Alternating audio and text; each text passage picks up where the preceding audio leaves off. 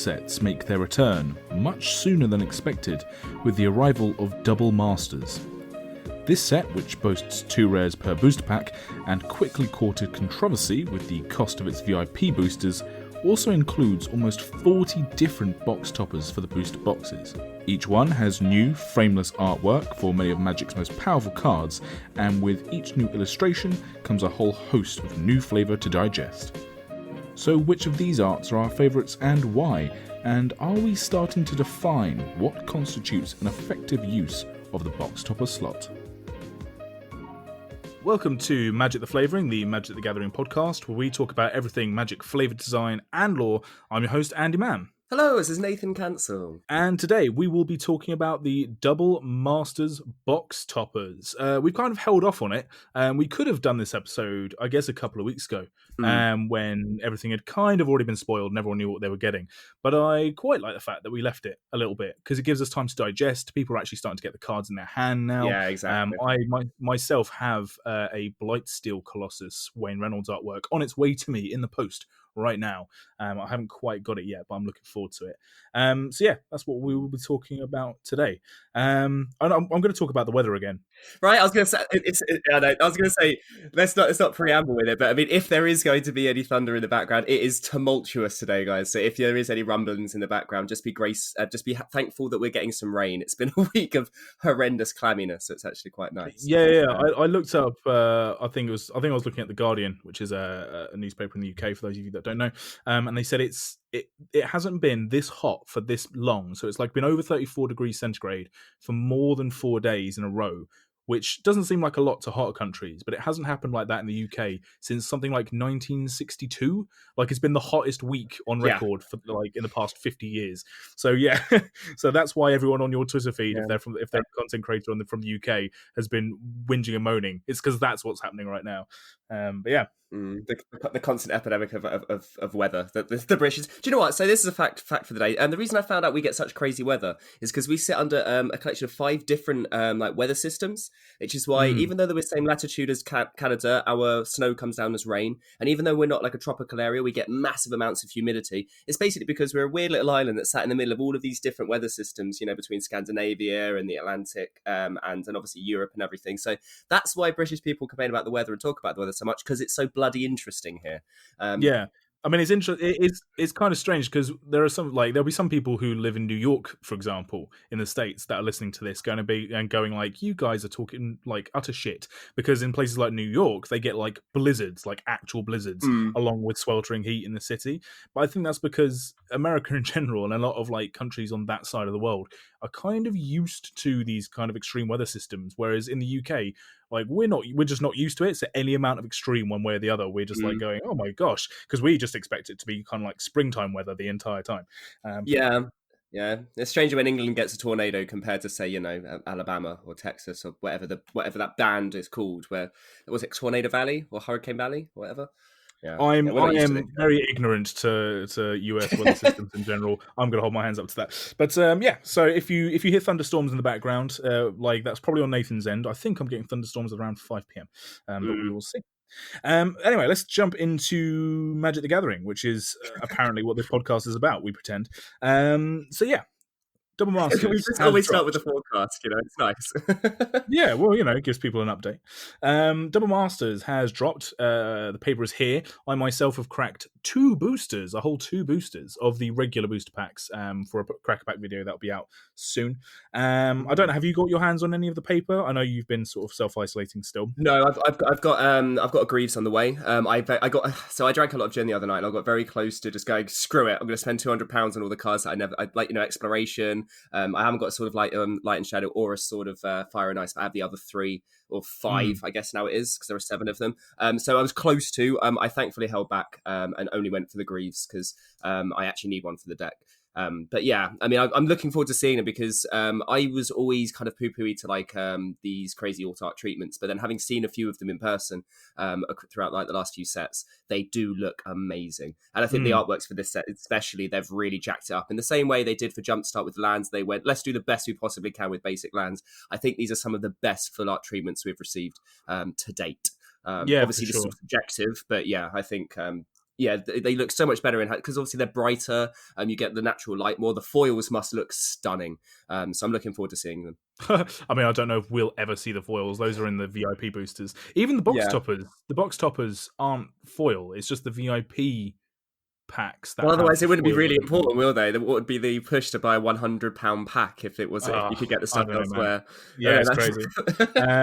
I myself, I've got the Wayne Reynolds Blightsteel Colossus on its way to me, and that was more of an emotional choice, I think, because I don't need a Blightsteel Colossus. I could put it into my Broodclad EDH deck very easily, and that is where it's going to go. But I don't need it, right? And it was definitely very much like an emotional attachment purpose, because we're going to be talking through our favorite artworks today, and whilst that is probably my number one favorite artwork from these Bocktopper alternate arts, I'm not actually going to put it on my list because I feel like we interviewed Wayne Reynolds himself. We spoke about it then. Even when we interviewed Titus Lunter, which was the episode we put out last week, we spoke a little bit about it, and we've spoken about it in like 4 or 5 different episodes. I think it's fairly clear to people, if they don't know about the Wayne Reynolds Blightsteel, what we're about and how we feel about it. So, but that was very much like a card, because it still cost me like £35 to get that one card, and I can count on one hand genuinely how many singles I've bought for that kind of money, as opposed to cracking them in packs, because I don't tend to spend that much money on one card. Yeah, when you can buy half a deck with that much money, like you're like, oh, do I buy half a deck or do I get one I can Blightsteel? see people who do, though, and people who, like, there's lots of guys that are LGS, for example, that have got the bits and pieces that they've wanted and slash needed, and a few of them I kind of eye water at the price. But if that's the money they want to spend on it, that's kind of their barometer. It's just never been something that I've been into doing, despite the fact I do have some quite expensive cards. They've usually been pulled or been like traded for example. So that was like, I don't think I will ever get these full arts outside of that emotional attachment. If I needed the Lightning Greaves, for example, I really love that Lightning Greaves artwork that's in this set, but I think I would still go for the regular art, or even the alternate art that you find in the Commander sets now. Yeah, exactly. That's a really good one. But this is obviously very evocative of that as well. Like they clearly took inspiration of that and went, well, let's make a full art version of that if we can. Yeah. So I think that's where I sort of sit with these alternate arts. And I bought the Solemn Simulacrum full art, or borderless art, and I bought the Cultivate borderless art from M21. And like you, I was a little, they are gorgeous artworks, but I was also a little bit dubious about the kind of borderless treatment on it. I also did have an Athroi and the Triomes from Ikoria, so I kind of got these like 5 or 6, and I was a little bit unsure about the style. And then I got them in hand, and I was like, okay, wow, these are really stunning. I got a Snap Dax, and I was like, it's not even like that good in the deck that I put it in, but I'm like, there is no way I'm not putting that in a deck. It looks amazing. And I used to get really funny about having multiple different styles of art in the same deck. This is why I used to hate foils, because I'm like, well, if I've only got one, especially if it's a play set and I've only got one of them that's a foil, it kind of just makes the other ones feel worse. And now I'm like, screw it, it's a slow process, it's a collection. If you don't have the creme de la creme of your collection, then is it really a collection? If you don't have the pet cards that you're willing to put out a bit of money for. Plus, this is probably the best time to buy them because everyone's opening them up. The price isn't too high. And these are the kinds of things that will become harder to get hold of and will go up in price going forward. So not being, a finance podcast at all, but this is probably a really good time to get down on them, because I don't think that they'll stay this low for that long. No, especially some of the bigger pieces, right? Because the swords, I think. Yeah, so to kind of give you a bit of stats for people who aren't like sure on the stats of what's going on, there are 39. Oh, I say stats and I've completely forgotten. Yeah, I think there are 39. There are 39 box toppers that are available for double masters. And if you buy a box, you get 2 box toppers because it's double masters. So you have a 2 in 39 chance of getting any one of these box topper alternate artworks. They're not the only cards in this set to get alternate art treatment as well. So on top of those 39, or I say 39 alternate arts, I think it's Jace the it's Jace the Mind Sculptor. Yeah, right. Doesn't get. I'm glad you brought this up. Well, I'm not quite done before you start ragging on it. So yeah, good. Right. Carry on. James the Mind Sculptor doesn't get an alternate art, so it's 38 of them have new treatments. But also, there are promo versions of Wrath of God and Court of Calling. The Reflection Cycle also gets new art. Oubliette also gets a new artwork and an errata to its mechanics. It just makes it phasing, which makes it very good in Commander, but it just kind of tidies up a bit. Hannah, Ship's Navigator, gets new art. Beautiful new art. Right. Hell, yeah, I've got one of those. Yeah, yes, I do as well now. spoilers for the Cracker Pack. Apprentice Wizard gets new artwork, and Leonin Arbunus. I've never seen that word in my life. I'm reading for the first time here. Leonin Arbunus has got new artwork as well. So yeah, all these cards do. I thought Reclamation Sage had new artwork until I looked into it, and actually the No. artwork that's in, it was in M21 as a promo, and it was also on Magic Online as a promo. So it's not completely new art, but it's newly available, just like in the booster pack, as opposed to some crazy sort of like. It's also good to know that they're going to do these Magic Online promos in paper as well, because some of those are really, really great. And obviously, now that it's also becoming a bit defunct to Arena, you might not even be able to see these cards. So I'd like the idea of them taking the online exclusive ones and making them into paper eventually. Hopefully. Yeah. I don't know how Magic Online players feel about artwork that was kind of unique to them being out in the paper world now. I know people kicked up a lot of shit when the Dak Faden Faithless Looting artworks and stuff like that. Yeah, that was available. still difficult. Oh no, because then they did it in the Commander set, didn't they? Yeah, I thought it was fine when they did it with the comic, because you're like, okay, that's tying it together nicely. But yeah, I know what you mean. It does make them feel less special. Even if the availability is then, I guess that's a conversation of juxtaposition of, do you want it to be more? But then available? you get the foil version. Like, that's fine. Just get the foil version. Yeah, like, yeah. I get it. I kind of get it, but also, don't be upset that more people have the thing. Stop complaining about things that don't need to be complained about. Yeah. If you enjoy it, you enjoy it. Like, if this is, I mean, this might alienate a lot of people listening to this podcast, because it is a big part of the game as a CCG, a collectible card game. But the collector's aspect of it is the part of me that kind of thinks, is your enjoyment derived from the fact that only you have this thing and no one else does? No, it's mine. No. Yeah. Do you not actually enjoy the artwork? Like, I don't know. That's up to people to decide for themselves. For me personally, that seems a little bit mean-spirited. But, that's I know what you mean. Not my enjoyment of the game. If it's your enjoyment of the game, all power to you. Do you like the card because it's rare, or do you like the card because of what it is? Does it diminish in quality now that it's been downshifted to an uncommon? I mean, I think a lot of people go, if their favorite rare got downshifted, it might affect their mind of it a little bit. But I guess it depends. Also, it's that bright little thing, that 5-year-old, I don't know why I said that, like teenager who opens up the card they didn't expect to open. They're like, oh, this is the best thing ever. And then 2 years later, it's a common. You're like, oh, there's now hundreds of them around. I guess that's fine. I understand downshifting annoying people, but more availability. Yeah, this isn't exclusive to. Like, this isn't. I've got the only Lightning Greaves. Screw all of you. It's not like Yu-Gi-Oh, where it's like, oh, you've got Exodia. No, everyone's got Exodia. It doesn't matter. Just play the cards. Yeah. Indeed. Cool. So yeah, we're just going to dive into it then. Again, this is another art episode, and this is the audio podcast. I don't know if this is going to be turned into a video for the YouTube, because it's a little bit looser. For the YouTube, am I 70? The YouTube.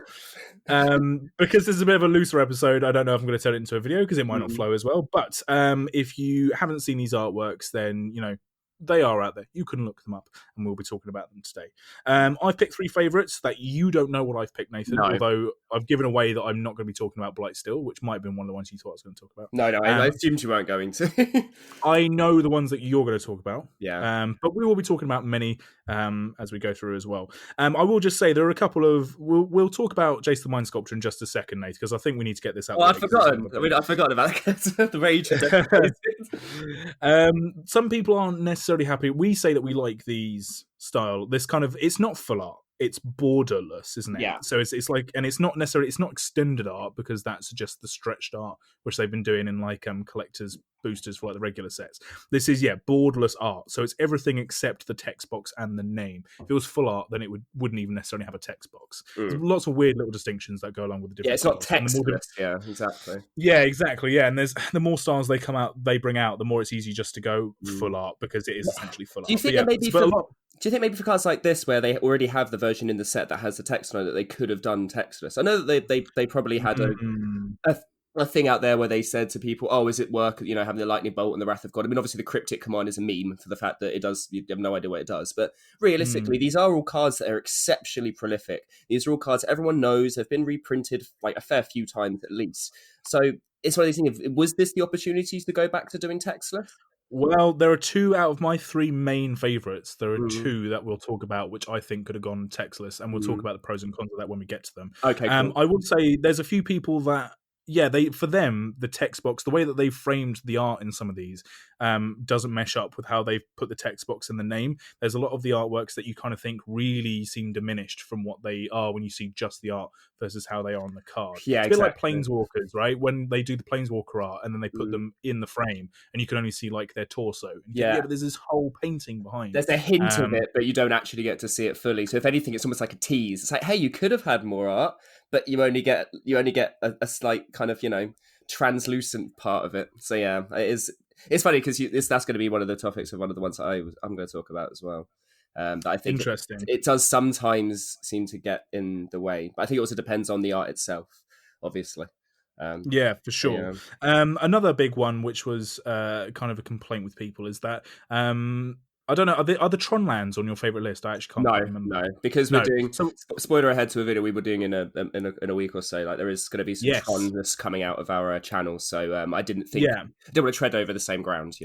Yeah, well, that's fair enough. The new Tron lands, however, have got new artwork, Mm, and they are a polyptych or a panorama as well, as I suppose you could say, where each of the Tron lands can make up a big wide array as a big painting itself. mm, The box topper for Khan Liberated, is also part of this polyptych as well. He's the most right hand sort of card to make up this big panorama. mm. The painting itself has got a lot of pickup online where people have kind of seen how it looks when it's not all chopped up. But the problem is in cardboard, if you notice, if you're listening to this now, go look up the Tron lands Oh, and then the Khan with it, yeah. because all the Tron lands are in proportion to each other. So you can Mhm. put them right next to each other on your playmat and they look like the panorama.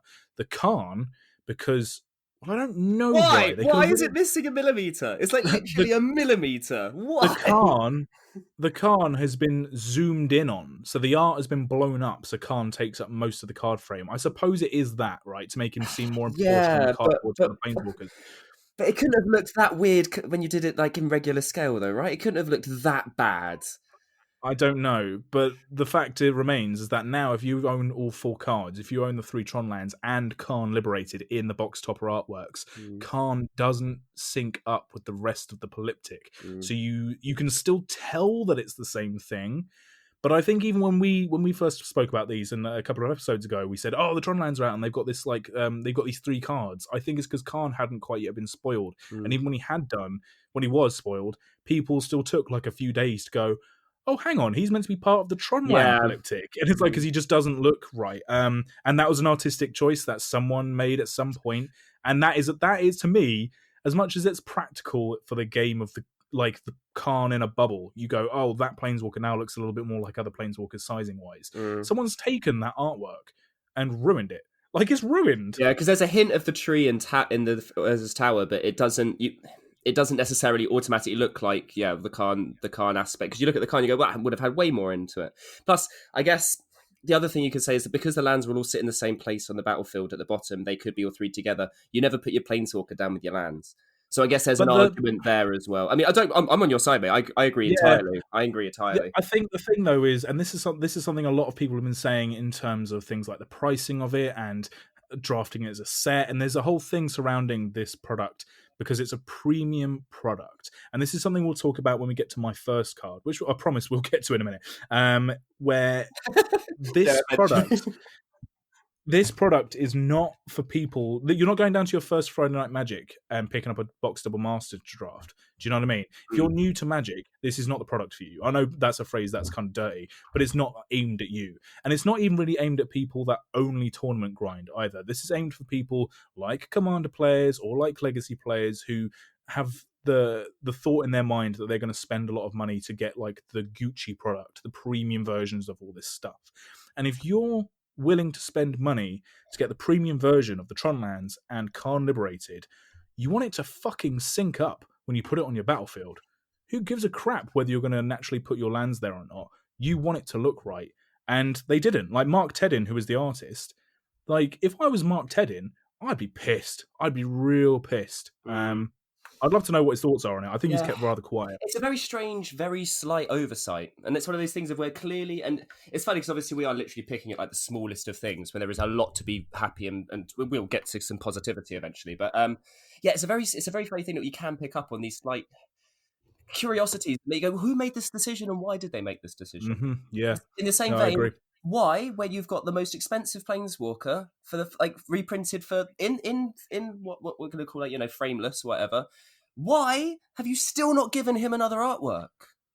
Mm. Like, why? I mean, I'm not saying the Jason Chan artwork isn't great, but we've been seeing it since for over 12 years now. I can't remember exactly when Zendikar Wild Wake originally came out, but I mean, it's got to be over a decade at least. Yeah, let's go around that time. So it's just absurd to think that you do, and it's not because it's a preciously expensive card. Like, you've done bloody mana crypt, for fuck's sake. It's not as if you're like going, oh, okay, let's protect.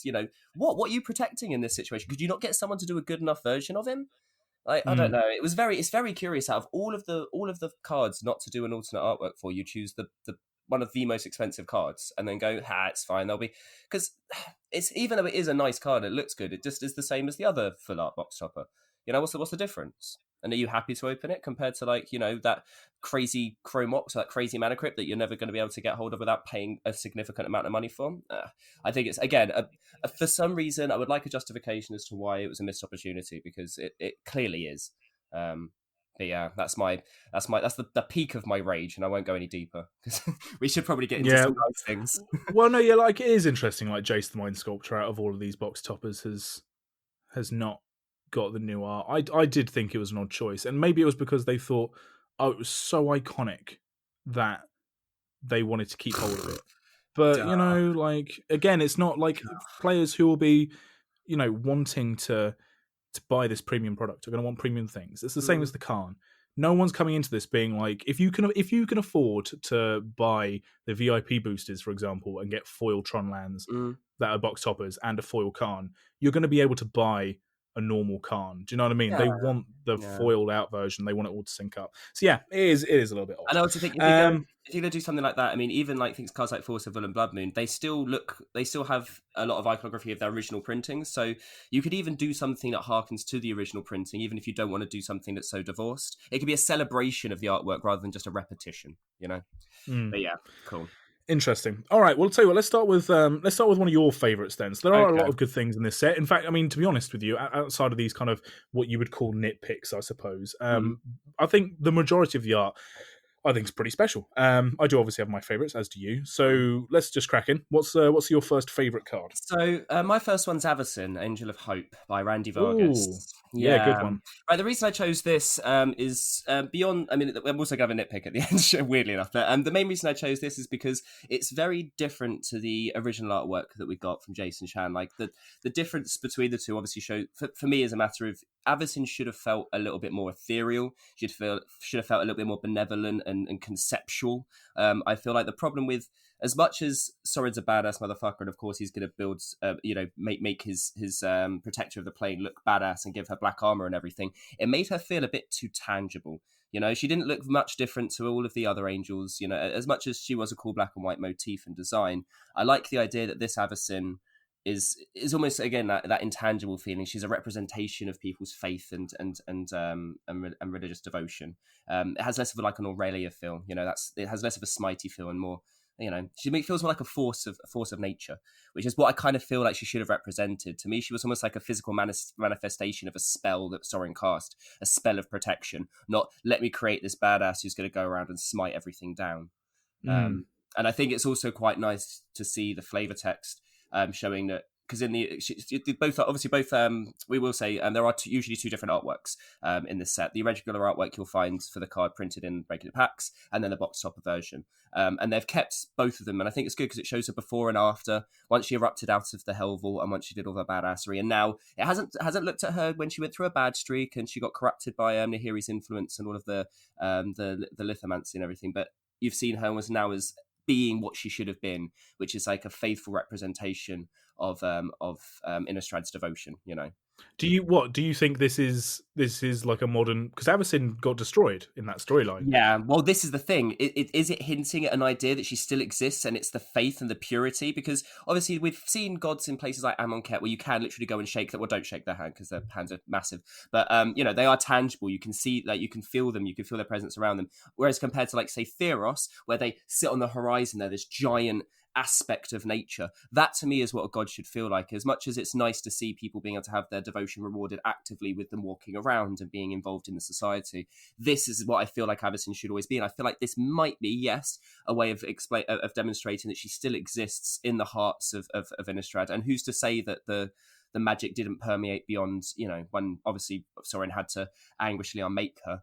Who's to say that she didn't? Her essence and everything didn't still stick around, and that the devotion of the Innistrad people can keep her alive. Because we don't really understand how devotion necessarily works. I mean, who's to say that any other plane? I guess metaphysically, certain planes will have a greater affinity to devotion working. Obviously, the Nyx is a good example of this, of how it allows you to manifest your beliefs and everything on the plane of Theros. But who's to say that these ideas can't work in other aspects? Plus, think about Innistrad. Every single demon is reborn, in the cycle of Innistrad. Who's to say that angels can't also be reborn in that same cycle? Yeah, I agree. I think that'd be a nice way, because we know, well, we don't know. I think we suspect we'll be going back to Innistrad because it is a home favourite plane, and we might see it in a bit of like recovery, much like Zendikar, or we might see it in a different kind of hellish situation. So yeah, nothing to say that there can't be an aspect of Avacyn, and that this artwork may be leaning more towards that. We definitely we sort of know that these box toppers are kind of also space for them to try and tell slightly different stories, and maybe hints towards future aesthetics. Yeah, so yeah, maybe this is the one that will do that. The one thing I do have a nitpick on saying, though, is that because Randy Vargas does amazingly ethereal work, you've got his Through the Breach work from Ultimate Masters, and Marit Lage's Slumber from Modern Horizons. You've even got, weirdly enough, you've got Soul Advocate Eternal, which is a card made for the, how Dungeon Master was made, the cards that are made for judges that are only released, maybe one or two of them are printed in the entire world. The reason I bring it up is because the nitpick that I have for Avacyn is that her text box is just opaque enough that you can't really gauge her scale. And when you look at the full artwork, which I'd recommend you to go and do, you can see, I don't think it's Gavany in the bottom. It might be Gavany. It's a huge town in the bottom. It's one of the few times you see Avacyn's architecture from a top-down point of view and actually see some scale to their towns. But also it gives her a grander scale that doesn't quite get translated in the actual card itself, because the text box kind of takes away from that scaling. So yeah, I mean, Randy Vargas does amazing work in scale and ethereal quality. So go and check out the full artwork of this as well, because it does give her a bit more splendor. Sweet. All right, that's Avacyn. I quite like Avacyn. I think it's a good pick. My number 3 favorite, I suppose, because actually it's Am I doing these in order? I don't know. One of my favorites anyway is Fatal Push. Nice. Okay, I wouldn't have expected that. Yeah, cool. I like it. Yeah, okay, cool. Yeah, that'd be interesting to see whether you expected, and we'll find at the end what you thought I'd pick. But yeah, Fatal Push, which the box topper art is by Eric Velhagen, and then the original artwork was by Eric Deschamps. The reason I like this one is the art style is very cool. I like the art style. It's a very sort of loose art style, slightly, I guess you'd say watercolory, but it's not. Yeah, it's just not very defined. It's got kind of a very sort of hazy look to it. Very cool. The reason I like this one is because this, for me, tells me a story, and I think that's what you need with these kinds of box toppers, right? So the artwork for this one shows it's set on Kaladesh, and it shows a consulate guard falling through the sky, presumably from the flying barge or airship, which you can see in the background. And the reason that this is interesting is because on the original printing of Fatal Push, you see a Aetherborn rebel kicking a consulate guard through the guardrails off the top of a barge. So this is the same scene. It's just shown from different perspectives. So the original Fatal Push, you see the action of this guy being fatally pushed off a barge. And in this box topper artwork, you see the aftermath of him flying through the air. Now, there have been a few complaints from some people. There's been complaints that Fatal Push is one of the box toppers that you can get because they've included box toppers of all various rarities. We're not going to be talking about that too much because we're talking about the artwork more than the functionality. But people have been kind of complaining because the artwork itself, the way that the text box has been put onto Fatal Push, you can't really see the whole barge in the background. So it just looks like some kind of platform. And for a lot of people, this doesn't denote a fatal push because you're not actually seeing someone being fatally pushed. You're seeing someone fatally falling.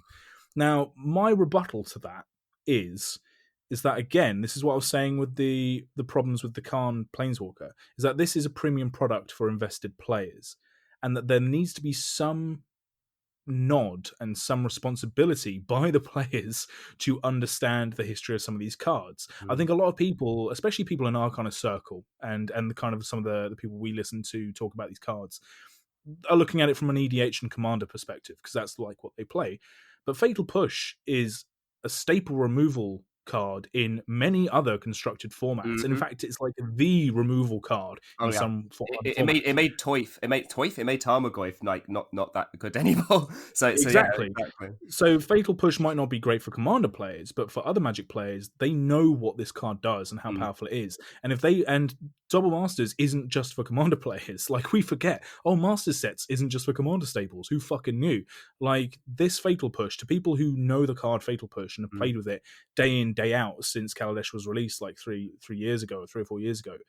This tells a whole story, and I think if you're picking up premium versions, a premium playset for your deck, your 60 card deck, this is absolutely fucking perfect. Mm. And this is what they should be doing with the box toppers, in my opinion. Like how this is one of these cards where, when we asked earlier, should some of these been textless? Fatal Push could have been textless Yeah. because the people who play with it know what it does. The Mhm. people who play against it know exactly what it does. Like you see some modern games or and some legacy games.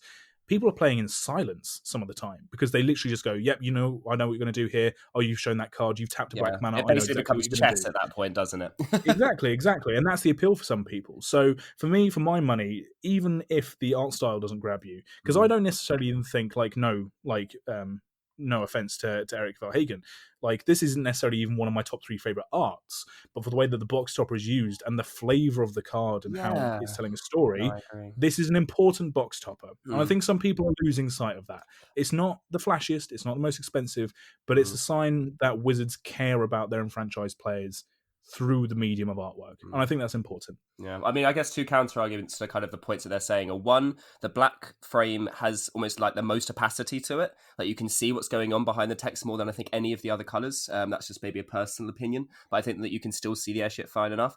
Also, this is basically like the Zack Snyder version of Fatal Push, where you don't get the regular angle, the normal frame you normally see. You get an angle that is interesting and intriguing. It makes you look into it, and as you say, the fact it has a story to it. I mean, how can people be annoyed when you have a story presented? I mean, and that's what it's funny because I didn't see as much anger about it or a pushback against it, but I hate pushback. But yeah, it's one of these things where you've just got to appreciate it for what it is and maybe understand why it's trying to convey what it's conveying instead of poo-pooing it and wanting. But I wanted it this way. Well, tough. Maybe go and draw it yourself and make an altar. No one is stopping you. Exactly. I mean, this also bleeds into a few other cards that we've got in the set, like the Sword Cycle, for example, like Sword of Feast and Famine, Sword of Fire and Ice, etc. Like, they're brilliant artworks, and although I personally prefer the Chris Rahn treatments because it's all one artist that did like the kind of the most popular versions of them, and it kind of had a nice synergy.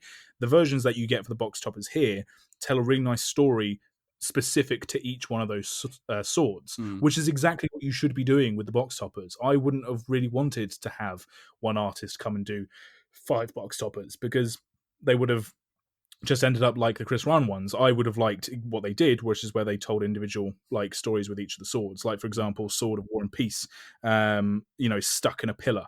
And it has like very much sort of like a sword and stone kind of thing. Sword of Feast and Famine, it has that look of literally one side is like black and famined, and the other one is, shows Verdant. like kind of growth and is verdant, and it's whereas the other artworks kind of represent that, these do it in a much more direct way. So like the Fatal Push, which is on like my list of 3, I just think there's space which they did very well. They used the space they had. Could they have just done another plane of existence where it showed someone pushing someone off like a parapet on a castle? Could they have just done like maybe a scene with 2 planeswalkers, one of them's pushing them, Yeah, or like give how them do a you make push? it's a fatal push. It's not even that interesting of a thing. Like the fact that I think this is probably the No. most interesting thing you could have done with it is keep that same push from before, but you see the push further down. If we get another printing of push later, I'd like to see that you have the person looking over the rail and there's just a splat on the ground. Oh, interesting. I would have liked to see like a little kid on the ground looking up, going what? And you just It's gonna hit see the him. shadow. Oh, Yeah, amazing! yeah. See, this is what I mean, and it creates a dialogue. Yeah, there should be character to it. It's really hard to create like again, Fatal Push. If they're going to do tournament staples and make them box toppers because people are more likely to play with them, these you do removal spells because they're resonant. But yeah, you can't like what else are you supposed to do? Like Fatal Push isn't exactly an exciting thing. And it's interesting that people find issue with probably what I consider to be the best ways you could have imagined it. But hey ho, I guess people, as always, will always find reasons to complain. You know? And like the complaint is somewhat valid. If you're looking at Yeah. these cards in a bubble, fine, Plus, yeah, fine. we start the episode with 10 minutes, 15 minutes of complaining about things. Yeah, exactly. So, But I think and it is all subjective, right? But I yeah. think this is one of those times where I sort of think people just need to give art directors and give the artists the benefit of the doubt. And if they're doing something that you don't quite understand, is it objectively bad, or is it that you just aren't quite on board with it? And in which case, fine, it's not for you. But sorry that your £17 booster pack came with that card, or I suppose they wouldn't get the box to us, would they? Yeah, sorry that your £200-300 booster box or your £100 VIP booster came with a fatal push. But that's the issue, right? The issue is that it's very expensive. The issue isn't that they've put the wrong cards in it. Yeah, if these were available in regular packs, I think it'd be fine. Oh, we can't talk it's weird. Even if we're just talking about the art for Double Masters, you can't just get away from the fact that the pricing of it makes everything just that little bit weirder. Yeah, it's hard to discuss. Yeah, it's kind of hard to separate. You can't divorce these aspects from Magic. I think because maybe they're right. Maybe they're right. Maybe the fact that it is so much money means that even if they do something with Fatal Push, means that it's still a wasted slot. Maybe that is right. I don't know. Exactly. Yeah, it's a tough argument. Hey ho. Anyway, well, moving on from that cheery favourite, that was one of my favourites. In the same vein of telling a story on a card, my number 2, if we're doing it, I didn't mean to, but I've actually done it 3-2-1 in terms of my affinity to these cards. So Mox Opal is my number 2. Now, there is a lot going on this card. A lot going on in this card. So it's the artworks by Martina Pilcharova. If I'm butchering that, I'm sorry. I tried to look up how to pronounce it on Google. It did not give me an option to find out how. I go onto YouTube and it goes presented to you by pronunciation.com. Blah blah, and it just it doesn't even give you the bloody name. Yeah, see, I put it in. It went you need to narrow your field. And I'm like, but that is narrow, or it was too narrow. It's like, yeah, we have no idea what you're asking. I'm like, okay. So anyway, so Martina Pilcharova, I'm going to assume it is. So they've done an amazing reimagining of Volgan Barker's original Mox Opal. Again, that artwork is found in the regular set.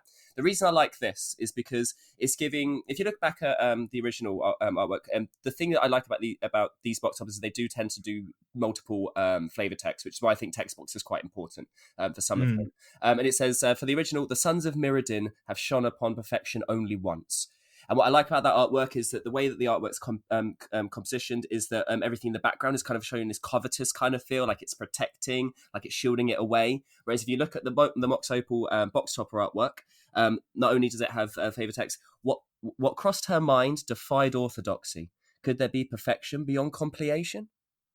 And in the artwork, everything is open. All of the artwork is an inverse. Instead of everything being facing down and shuttering in, it's facing up and opening out, almost like she's broken in and found this treasure and prized it open. And not only has she gone in and plundered it, but it's influencing her Phyrexia mind to something beyond Phyrexia. Now that, to me, if they're not showing that there's still a glimmer of hope of Mirrodin within the new Phyrexia, then I don't know how best they can do this. It's also being shown in the typical way that Mox are being shown, where it's being held clasped in two hands by someone. It is, if it's not Elishanon, I don't know who the hell it is, but it very much to me must be. I made a tit of myself on Twitter because I put this out on Twitter on our Magic the Flavouring Twitter, and I was like, could it be Glyssa the Traitor? Because I thought it looked very similar to how she's presented in her promo artwork. And then Jay and Ellie from the Vorthos cast and Cool Stuff Inc. went, Glyssa's got a giant arm blade that would be very hard to miss in this artwork, and I just melted and just went, fine, thanks, Jay. He's 100% correct. Yeah. I think I backtracked, but like in a kind of very knowing way. I went, well, in my headcanon, she's lost that arm blade, so I still think it's good. They're just making up stories like, I've written 3 books to justify this one statement that I made back in 2019. I like it. Good. But yeah, I mean, for me, this is very clearly exactly. I think something. Go. Oh, I was going to say that the hands in the original artwork for Mox Opal are human hands, but they are coated in metal like a Mirren. And these ones are Phyrexian hands. So obviously it's showing the progression and it is Mirrodin. If it's not Elish Norn, sorry to cut you off. No, go. Then it might be the same character that has gone through Phyrexian completion. That would be even cooler. That would be really cool. I don't think they'd have missed tying this, because the reason I say about story elements is because the fact that it might hint towards what the story for New Phyrexia is going to be. the fact that we know that Elishnorn kind of finished. She was the one who won the war. She's kind of beaten down. Sheldred's scurried off somewhere, and she's basically kind of like the head of Phyrexia. And the reason I bring this up as being interesting is because we've seen Black Phyrexia. We've seen the Yawgmoth side of it. And yes, this is still a take on it. It is still a version of that kind of, that base Phyrexian oil still having this influence. But to see a white mana version of Phyrexia is really interesting. And if this is the first moment seeing this perfection of original Mirrodin, the first thing that makes her mind look maybe beyond completion, and how she can push Phyrexia beyond this, because it lost, Phyrexia didn't exactly, it wasn't successful. Yes, it's like a cockroach and still surviving, but how can it move forwards? And I think that what she might end up doing is might meet resistance from the other praetors and from the other aspects of Phyrexia, because white wants this totalitarianism, whereas all of the other colours might flex Phyrexia in different ways. And this might be the first sign of fallibility to her orthodoxy. And that's what I like about this, is it's not only giving you a glimmer of, and it's linking Mirrodin and Phyrexia together very nicely. Not only is it shadowing the exact same hands and the exact same composition, but it's also maybe showing a future progression for the story. And these are the kinds of things that when we look in a year's time, they go, see, they put it in the box stopper, you weren't paying attention. This is one of the few times I'm not going to look back and be like, shit, I missed it. This will be one of the times where I go, well, it had potential. I reckon this is one of those like Azor's Spark thing where I think I've got it bang on. But I mean, we'll find out. No, it's interesting. I mean, we've already sort of had hints of what's going to be going on in new Phyrexia with the Blightsteel Colossus one, right? Like, we know that the Volshock humans are still there and still kicking. Not that it was maybe in any doubt, but we didn't really know what the hell was going on. So he's still alive, God damn it, he's coming back. This is it. I think, and it's all those kinds of things which I think, yeah, you're right, they do kind of link him. The other cool thing about it is that, as Vorthos Micus put into his Twitter account, that the background of it is a representation of the altar in Vile Requiem. So it is very much a specific part of old Phyrexia architecture that we now see represented in the new Phyrexia of that was Mirrodin. So that's a really interesting thing. Check out his post, because he's got a link for it as well. You've probably already seen it. If you haven't, now you know. Yeah, very cool. All right, my next favourite then on my list is the box topper art. As if I need to prefix that. These are all the I was going to say that compared to what? Is for Wormcoil Engine. Oh, okay, cool. I like your choices. Your choices have been good. Yeah, well, I kind of think, do you know what? And again, this is going to be incredibly insulting to all of these artists. The ones I've picked aren't necessarily the most like visually like, wow, this is crazy and nuts. I mean, not ones that slap you in the face. Yeah, no, I know what you mean. My last one might be, but like for Fatal Push and this one for Wormcoil Engine, I just think there's so much going on in this artwork that needs to be appreciated. So the Carl Critchlow is the artist for the box top of Wormcoil Engine. The original Wormcoil Engine was done by Raymond Swanland. This is an iconic card. If you play Magic at all, especially in formats like Commander, you'll know what the Wormcoil Engine looks like. And Raymond Swanland also did a promo version of that. Yeah, I have one of each, thankfully. There are two artworks of essentially the same Wormcoil Engine, but just from different angles. Then they did one as a Kaladesh Masterpiece, which is very nice, but is very different. And I'm not really going to reference it here because they were all meant to be like. I've forgotten about that one, to be fair. I'm looking at it now, and it's like, and don't worry, it's beautiful, but it doesn't quite do the same thing. No, it's because they're all set in Kaladesh, right? So it's these versions of these things if they are on Kaladesh. So that Inventors Fair must have been a nightmare for the organisers. Like, who the fuck brought a Wormcoil Engine? What were you thinking? We've still got 5 Gil Hulks to deal with. Do you want to focus on that first? Look at that guy. He's trapped a star in a ring. Can we get it off him, please? Exactly. Oh, God, yeah. We need to do something like that. That's amazing. Like, the head cannon of the Inventors Fair must have been an absolute nightmare. No wonder Tezzeret was so stressed all the time. But this one, the Carl Critchlow one from Double Masters, it's just so different to the Raymond Swanland one. So Raymond Swanland, as Raymond Swanland does, is all spikes and movement and something that's smashed glass and and the Wormcoil in both the artworks looks like it's about to charge you, like it's you're in the way and it's about to consume you. And its opening had many different tendrils and looked like it was just like a Helion, wasn't it, almost? Very close to a Helion, yeah, which are kind of two sides of the same coin creature-wise. But yeah, it was very close to... It could have been a Helion rather than a worm. Yeah. You're right. Whereas the Carl Critchlow version, the box topper here, everything is very sleek. It's still very Phyrexian. So it's still got this living machinery thing. It still looks mean as fuck. But all of its plates are layered in such a way that it makes it look more like a snake than something that's big and spiky. The way that it's kind of curled round itself, which is still in the Raymond Swannon one, but the Raymond Swannon one again was all like frills and spikes, whereas the Carl Critchlow one here is got like scaled plates, and then it's got frilled plates, and then it's got a top layer of sort of like flattened spikes, and the head of the worm coil is very different to the Raymond Swannon one. So as the Raymond Swannon, as I said, had like 6 or 8 different kind of tendrils coming off it. This is almost like mandibles, very similar to how the Predator looks in the Predator films. Yeah. So it's got these 4 mandibles in the corner, which kind of make up the corners of its mouth, and it has this hazy yellow glow coming from within inside its maw. And there's something about this worm coil engine artwork, whereas we said the Raymond Swannon one was like, you need to get the fuck out of its way because it's coming to eat you. This one looks like it's already spotted you, and instead of coming at you, it's kind of doing the head sway, which some snakes do, and it's sizing you up, and it's about to strike, but you don't quite know it yet.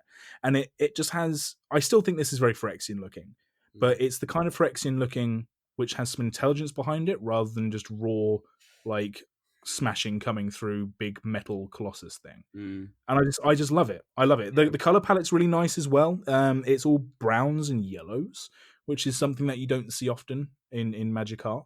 I just think soft, compared to like it's really soft. Because it looks a lot like the worms that you had on Zendikar. I know what you mean, the four like teeth thing. Compared to, as the more I look at it, the more I'm like, yeah, this is a worm. Like the more I look at what the original worm coil engines, I'm like, it might as well have been. It should have been a Helion. I don't know why they didn't do that. Because it does look. It looks, as you say, like more like a living thing, and that's what I guess Phyrexia is. It's trying that fuse of flesh and metal, whereas the other one could have just been a construct. It didn't feel necessarily like it was living. Yeah, the other thing that I really like about this, and something which is the thing which I think you really needs to be appreciated with this artwork and this kind of artwork when it comes to premium cards, is that if you were to take the name off of this artwork, the Carl Critchlow Worm Coil, and put it onto a sheet full of all the other box topper artworks for this set, say like this little mind experiment, and you were to go into a room and Wizards of the Coast guy's there, and he has like a little laser pointer, and he's pointing at all the different artworks, and you need to tell me which ones you think they're going to be for. So you're trying to guess which cards each of these arts are going for. There is not a hope in hell that you wouldn't say this is going to be for Worm Coil Engine, even though it looks almost nothing like the Raymond Swannon one in terms of the individual parts of its makeup. The only other card it could have possibly been was maybe Massacre Worm, but that's only because it's a big metal-looking worm. World Spine Worm, maybe, but it's not got the scale. No. Exactly. See, no, it looks too metallic. So that's what I really appreciate about it. It's a different premium version of a card that is still very recognizable, and it looks like that card. It's got that really nice balance of being different but similar. Something that can't be said for what is still a fantastic artwork, but for the Cyclonic Rift artwork, box topper artwork, I could have said 100 different cards for that. And as much as now I know it's Cyclonic Rift, I can go, oh yeah, cool. It's a very different take. I understand it completely. It reads well. I still wouldn't be able to guess that. It's funny you say that, yeah, because it's not cyclonic and it's not really a rift. And it's funny because obviously I bitched about this a few episodes ago about how I don't think Cyclonic Rift feels like a Cyclonic Rift. And even though this feels way more like a Cyclonic Rift, even though it looks way less like a Cyclonic Rift, which is really strange. That feeling of how a card feels compared to how you read it, like maybe that's a whole thing we'll talk about going forwards at some point. But yeah, it's funny how you say that because I know what you mean. Yeah, take the artwork of it, and I would not have necessarily said. I probably would have said, Epic Epiphany or something like that. Epic Experimentation. Lots of different stuff, But I think it's a testament to Raymond Swannon's Worm Coil being so iconic. So I think that's a big part of it, right? But it's also Carl Critchlow. So this is the other philosophy. I'll finish off on this, otherwise I could talk about this for another half an hour. But whereas when we spoke to Wayne Reynolds about his Blightsteel, and he said, I wanted it to look like a Blightsteel, but obviously he put his own style on it. That is very much the same model, but just in a different art style and a different position. And what we appreciated about it was telling a different story of this same creature. Yeah. Whereas this Worm Coil engine is completely the flip philosophy. It's a completely different Worm Coil engine, but it's recognizably the same idea. And I think that's an incredible balance. And yeah, I mean, if Carl Critchlow ever listens to this episode, like, fucking amazing, mate. If he does, all I'm going to say is he really Wizards missed out on giving him the 2 token artworks as well. Because that's one Yeah, thing. agreed. As soon as I saw the card, I was like, "Oh, we're going to get new tokens." No, we No, didn't. no. Which is a shame because they are so, as you say, they're so radically different. It doesn't. It feels almost like those aren't the right tokens for that. I wonder if he has a Patreon. He might. If he has a Patreon, he might What be we doing it can, on there. or a Kickstarter. Let's make this happen, people. Let's make this happen. Yeah. So that's my number 2 pick, Wormcoil Engine. Very good. Okay, right. So I'm sticking with. I don't know why I ended up doing this, but my top pick is Chrome Mox by Franz Volwinkel. And the reason I bring this in isn't I don't necessarily think that this has necessarily a great story to it. Disappointingly, it doesn't have any flavor text, which, considering it has had 5 different printings across F&M promos, masterpiece artworks, obviously the one that we see both for the box topper and in the regular set now, and then there was also the original back in Mirrodin. Across all of the artworks, they do varying different cool things, and they do look very different each time that we've seen it. And this might have been a good time to give it a bit of flavour, a bit of a why and a how, because none of the other ones have it either. But the reason I do this one is because it's such a great representation of what I think the card is doing. Imprinting's a really hard thing to kind of explain. Like, it's great for Mimic Vat because obviously you're just chucking the corpse into the Mimic Vat and you're imprinting it into it. Cool, makes sense. Extra planar lens, okay, I understand. You've almost like you're looking through the land to make more land. I got the idea of imprinting there. This is almost like this idea of like it's almost like liquid metal kind of going around in these orbiting kind of patterns, and it looks like it is whatever you've kind of given it to, it is absorbing into the Chrome Mox itself. So the fact it's giving, like, because normally this is one of the things I said we were saying about I was saying about the other one, where all of the mocks tend to be just held in someone's hands, statically there, being like looked over, like, oh, my precious, you're probably in a museum somewhere. It's on display. It's not being used. It's not active. And this is one of the few times we see a Mox active. And how the other day I was saying about also how signets, like, how do we know, how does the magic of them really work? This looks like it's genuinely making mana. Like, it feels like it's actually serving the function of the card better than I think I've ever seen a Mox be shown like this. So for that purpose, I think it does a lot. It creates movement. It's got dynamism. The thing also that's amazing is if you look at the main artwork as a full artwork without the cards in it, it already has a frame. I think this is deliberate by Franz. I think it's done this deliberately, but then one of the sweeping liquidy bits of metal kind of cuts in at the bottom in a way that gives the card a natural frame at the bottom where it wouldn't have, which is not only fills up the space, but it makes the card feel like a card way more anyway. Plus, it's one of the few times we get to see almost like a cosmic element to Magic.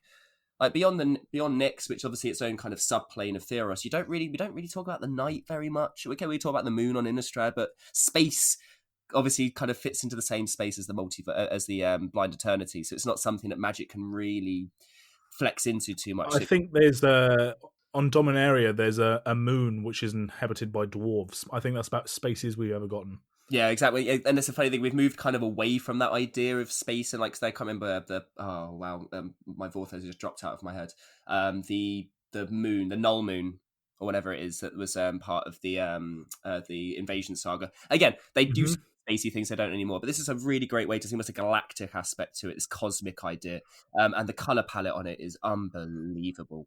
The richness of it. If this wasn't one of the more expensive cards in the set, there'd already be one on the way to me right now. Sure. But yeah, I just think everything about it is just representing one of the Mox in a way that we haven't seen done yet, where it's active. You see what it's doing.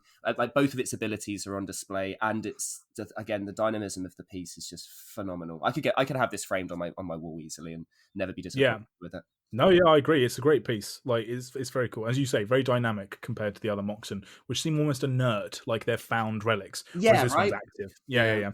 And it's So that's beyond. I don't have anything else to go on beyond the fact of Sploosh. The reason it's my favorite is I think this is a great, fantastic way to reimagine cards. Do something with box toppers you don't normally get to see in Magic. Take the idea of what a Mox would look like. Oh, so who's holding it? No hands, mate. No, I'm not putting hands in it. Well, where is it? Space. Good. Do that for artworks, and I will be eternally grateful. This is why I like to say, for example, the Ikoria treatments for Godzilla and the more comic-y artworks, and why we talked about some of the Masterpiece series. Like, I think this is the way to do it, is flex into art styles that you don't get to normally do, because you're not going to see it very much. It's not going to really impact on most people, and if you open one you don't like it, go and trade it for half someone's folder, because that's about how much it's worth. Enjoy. Yeah, exactly. Cool. All right then. Well, my number one, and this one goes a little bit against the grain of my other two in terms of the philosophy as why I picked it as maybe my favourite artwork of the set, or maybe my favourite use of a box topper. And that is box topper. It is box topper. Yeah. I'm getting confused in my head with buyer box promo because they keep changing the name. Mm. Is Force of Will. Oh, yeah, I'm so good. You legend. Yeah, good. I'm glad you told me. Now, there is... We're going to have to talk about Therese Nielsen a little bit. It's unavoidable. Yep. Yeah. I don't. This is not the podcast for us to go into the recent issues with Therese Nielsen and Noah Bradley, and Noah Bradley's lands are also included in this set. People have their thoughts and feelings one way or another. Suffice to say, Therese Nielsen is a controversial figure now in the world of Magic, and however you feel about her as a person, her as an artist, and her inclusion in the roster of Magic artists, which is now no longer. She's no longer included, but her artwork has been. There is still now a stigma, I think, around a lot of her art. And Force of Will, I mean, Matt Stewart did the Judge promo, Force of Will. Jamie Jones did the Invocation Force of Will artwork. And then Therese Nielsen has her 2 artworks. And no offense to Matt Stewart or Jamie Jones, but the iconic artworks, equally as iconic as each other, are the 2 Therese Nielsen ones. And I think it's the Eternal Masters version is in this set as the regular artwork. The one where it's it's not the Wolverine, it's the female mage. Yeah. I like the Wolverine. Yeah, I hadn't really thought that before, but that is so. Well, that's always the ultra I see of it is Wolverine, right? Yeah, I guess with the claws. Yeah. Yeah. So and that one is based off of her daughter as well. So there's like emotional stuff there. But for me personally, I mean, I'm talking about this hypothetically. Force of Will is a card that I'll never own myself. But if I was to own a Force of Will, then I want the iconic artwork. But unfortunately, there's now this association and this stigma surrounding the artist, and it kind of does dampen some of the kind of sheen, at least for me as a collector and a player, regardless of how other people feel about it. And then they showed the box topper artwork for the promo Force of Will. And the promo Force of Will, I'm just going to get up the artist here. The Double Masters artist for this is Scott M. Fisher. And holy fucking shit. Right. If this isn't they've been doing some really fantastic stuff in Magic recently in terms of giving people a style and using different color palettes and things. Like we've waxed lyrical about the Ikoria artworks, but this artwork for Force of Will is so incredibly stunning and eye-catching that not only has this kind of saved Force of Will as a card for some people who maybe don't really want the Therese Nielsen ones, I think this is now the best Force of Will artwork. And if I was to ever own a Force of Will, I would not want one unless it was this Scott M. Fisher artwork. It is incredible. The color palette is all blues and oranges. The actual what's in the piece, it shows what I'm guessing is a hydro mage, so a mage that has like water magic, is on top of a crow's nest on a galleon or a big old sailing ship, and there seems to be these magical ethereal cannonballs being fired across her bow, and she's deflecting one with a whip of her hydro magic.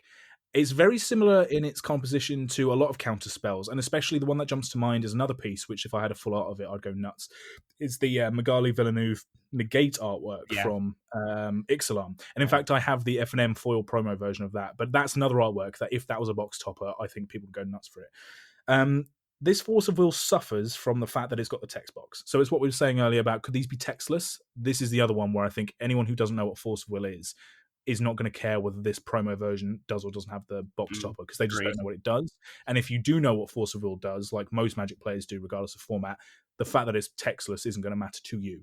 And unfortunately, the text box does cover up a lot of the contextualization of this artwork. So as it sits with the text box and the name, it just looks like a mage hanging off of something. Whereas when you take the text box away and you look at the full art, you can see that she's on top of a crow's nest, right? Everything about it, just everything about it. I can't even put it into words just how amazingly brilliant this bit of artwork is. And the style isn't fine art. Like, it still looks quite comic booky, which seems to be quite the way that a lot of artworks are going. But just the movement, the kind of action in it, any of the other Force of Wills, except for the Matt Stewart one, which was the Judge promo, they don't really look like the spell, right? They don't look like they're countering anything. Even if, like, the original Therese Nielsen one, the Wolverine artwork, was looked like the person had a strong Force of Will. Like, that doesn't... I think arguably, like, this artwork emulates the Matt Stewart one more than any of the others. But even then, I think... Yeah, agreed. Apart from the Jamie Jones one, the Invocation artwork, this almost encapsulates all of the other artworks together, almost like as its definitive definitive version. You know, like it has Yeah. aspects of the Matt Stewart, it has aspects of the color palette of the original Therese Nielsen. It looks fairly almost. You could argue it's the same. Obviously, their skin color looks fairly different, but you could argue it's the same mage from the original Therese Nielsen. And I do maybe at some point there was a conversation. It was like, we need a new iconic version of this art. And Scott then looked at the other arts, when I don't want to completely divorce the card from its previous iterations, and instead let me do something that encapsulates all of them together, but then also lifts it into a new area and a new playing space. Yeah, this is exactly it. And the word there is iconic, right? Like, I think even if this was painted before Magic split ties with Therese Nielsen officially, and it wasn't quite coming to a head, I think there was still enough controversy surrounding Therese Nielsen and her apparent politics and the way that she's kind of like portrayed herself in the public eye recently. Again, not going to go too deep into it here. That they said like Forceville now needs to be kind of brought back and have like another iconic artwork because it is the counterspell. Yeah. Arguably, Mana Drain is better than this. Arguably, like Counterspell is better than this. Well, like, no, some people yeah, would argue. I mean, it's not free, is it? That's the whole point. It's the turn 0 counterspell. Like, no, yeah. In terms of its like iconography in the game, in terms of its sort of importance as being like one of the big Magic cards that's not on the reserve list, like this is the counterspell. So to have this artwork given to it is just insane, and is exactly what I think the box toppers should be used for. Like I will never probably own a Force of Will in any artwork, but there's always this image of my mind that someday I could trade for the Scott M. Fisher Force of Will. Someday I'll find in a fucking Argos or something, you know, which, you know what I mean? Like they'll sell the VIP booster packs because they don't know what the hell they are. They'll sell them for like 15 quid. Oh, mate, if that happens, I'm hoarding the entire thing. What do you mean one up? You pick the entire shelf off of them. You just take the whole thing. Yeah. Well, you see in America, like places like Walmart and Target when they like sell the precons.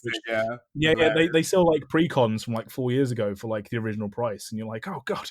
Like, I think was it someone went into Forbidden Planet? A friend of mine went into Forbidden Planet in the UK recently, and they had a precon from 2 years ago, which online is still like 70 quid, and they were still selling them for MSRP. Oh my god, whatever it is. They took away the MRSP. You realise that, so no, they can upsell them regardless now. Yeah. So yeah, that's it. And I think again, every one of these box topper artworks, actually, I could find a positive to say. Even the Jace the Mind Sculptor one, because I like Jace the Mind Sculptor. It's just a shame they didn't give him a new artwork.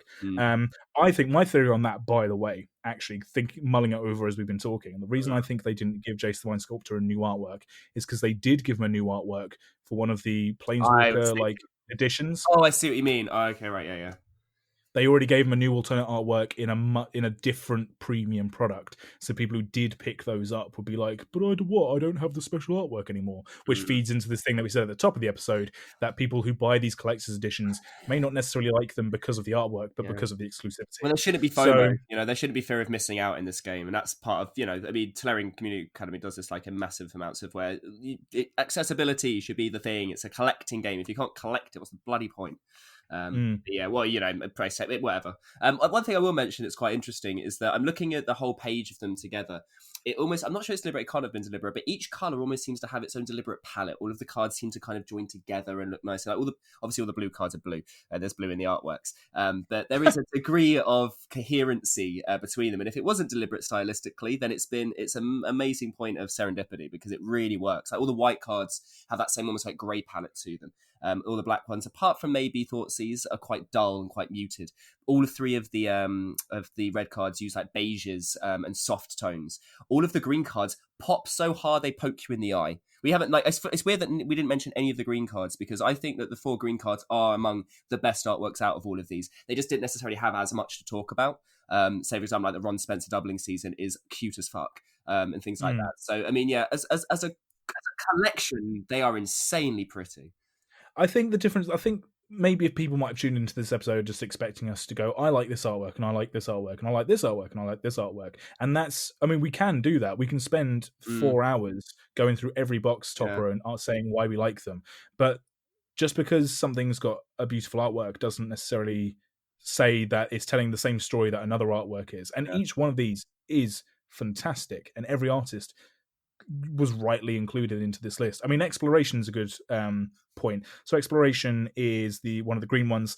Obviously, an incredibly powerful card, and it's got the artwork. Is it Miller Pesic who did the artwork for that? Mark Paul did the. Mark Paul. Sorry, I'm looking at a low-res version. Sorry, and it's got the flower that's in the center of the composition is a big unfolding lotus, which is obviously very sort of important to Magic players because of the black lotus. Now that's fine. That's beautiful. And it's a great reference, but just because it's a beautiful piece of art doesn't necessarily spark the same interest in me as say like stunning. Like, that's the whole point. They're all stunning. Pretty, yeah, exactly. We didn't talk about Expedition Map and things like that. Like, we both love cartography, but there's not enough time. Sort of Light and Shadow, like when you pick up the Master Sword. Like in Zelda, like there's so much to talk about. So yeah, the whole thing, maybe give a peppering of what we think is the best spice, and then go and find out which recipes you would like to make for yourself. Very good analogy. Very good. Thank you. Just before we just round off, I'm just going to say that I really like the frame that they've given to the full arts in this set, which is to say they've given no frame at all. Like when they said they're full art lands, so they've got the Noah Bradley, Zendikar lands, and they've got the John Avon unset artworks from Unstable. Unstable, Unstable, yeah. Which one? Which one are we on? It was unhinged. Second Unhinged. Yeah, unhinged. The second one. Yeah. So they're his artworks, which obviously are very like lauded artworks, but they are like properly full arts. They've got the swamp name at the top. They've got basic land swamp text box at the bottom, and then everything else is artwork. There's zero fucking frame. It's just the border. That's exactly what they should be doing with these full arts forever. Like the lands don't need the fancy frame, except maybe like I like the unsets have those frames because they're kind of kooky. But like say the Zendikar ones or the Amonkhet ones or whatever else, get rid of them. Like that's why the constellation ones. I hope that this is them moving towards a way of doing it regular or like a normality rather than going, let's just keep trying different versions, because if you like something that they did like a couple of years ago and then they keep doing other things, you're like, I guess they're never going back to that thing that I liked then. Whereas if they go, okay, we're going to keep changing it, but once we found one that we know resonates, we're going to stick with it. I mean, I don't reckon they will. Otherwise, how do you make new full art lands more appealing? Now they do it every other set. You know what I mean? Now they've hit stride. If they just do this anyway, I know once everything's special, nothing's special, but if every one of your bases is full art, they are way more interesting and they pop way more. Plus, they're easier to find when you're fetching for them. I could write an essay on why it's good to make all basics full art lands, but Well, if you want to read an essay on basic lands, Nathan, that's a good segue into our wrap off then. So guys, we've been branching out and doing other things. This is the end of the subject, by the way. If you're tuning for the subject. You can piss off now. Here are time for plugs. So we've been branching out doing things. Obviously, you know about our YouTube channel, or you should know about our YouTube channel, Magic the Flavouring on YouTube. We are going to be posting up some Cracker Pack videos. Nathan, you've just finished doing some recording for a little lore tidbit on the Tron lands. That's correct, isn't it? Indeed, yeah. We did a little deep dive on them. Yeah. So that video will be coming out maybe in the next couple of weeks because we need to kind of work on it and kind of make it all right. But that'll be a 10-minute video on the Tronland lore. I recently wrote a short essay. I say an essay, an article. It's 8 minutes to read on dicetry.com. So Dicetry, for those of you that don't know, is another content creator who does Vorthos and lore stuff. Very cool on YouTube, and they have a website. And they're looking for people to contribute from other places in the Vorthos community, and I'm one of them. So I wrote an article about how to level up your basic land game in your decks. It's more of an aesthetic thing than a lore thing. It's more of like a feely flavor thing than like a hard, this character does this. I'm going to put a link in the description of this episode. I would appreciate it if you go in there and check it out, because it's our first foray into writing. Yeah, and it's a really good read. I say this with no bias. It's a really good read. Very, very highly. Thank you very much. I had a lot of fun writing it. And hopefully there'll be more to come. Also, guys, if you want to hit us up on Twitter, you can find us at mtflavouring. My personal Twitter is at Andy Manface. Nathan's Andy Manface. No, I wanted to put a pause now because I'm going to start repeating yours back at you as well. I'm at the Fox in the Moon. Cool. Emails go to mtflavouring@gmail.com. Please do go over to our YouTube channel, guys, and hit that subscribe button. And if you aren't following us on Twitter now, we're having lots of cool discussions with all kinds of people and all kinds of creators across the Magic community on there that we don't necessarily get to put on the show. So please go and hit that follow button on Twitter as well, because we'd like to hear from you also. And it's a good way to kind of directly have these kind of conversations. Other than that, guys, Nathan, anything last that you want to say? Anything last that you want to say? Good, That's English. fantastic Cool. syntax. No, I mean, obviously, have a go at us if there were cards that we didn't mention that you think are unbelievable, because obviously we didn't have time to start the debate. Also, if any of you are into any aspect of Pokemon, Nathan's just started playing a ROM version of Pokemon Insurgents, and I'd highly recommend it. It's really interesting. It kind of goes into if Pokemon was actually like a realistic dark culty kind of game. Really cool. Really cool. Highly recommend it. Cool. Interesting. I'll have to talk to you about that a bit later. Yeah, exactly. Other than that, guys, thank you so much for listening. This has been Magic the Flavouring. We'll see you soon.